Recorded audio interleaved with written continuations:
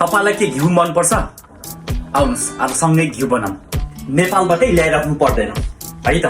हामीले यही जापानमा उत्पादित बटर युज गरेर दामी आज घिउ बनाउन सिकौं। सो फर्स्ट थिङ तपाईले यो खालको बटर चाहिन्छ।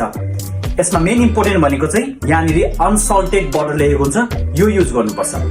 अर्को भनेको कुनै पनि प्यान कराईले पनि हुन्छ, बेसिकली तलको पिट हुन्छ नि मोटो भएको चाहिँ लिनुभयो भने चाहिँ घिउ चाम डढिहाल्दैन।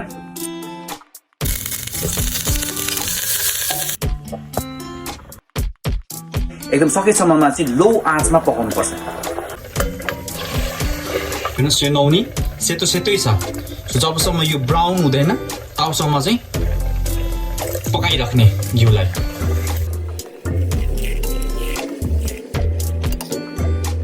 सो मिठो बास्ना घिउको आइसक्यो। यो बेलामा चाहिँ एकदमै केयरफुल हुनुपर्छ।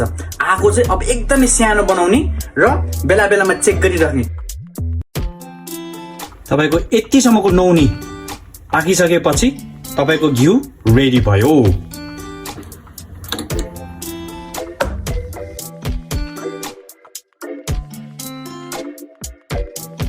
Next day, this is the final product.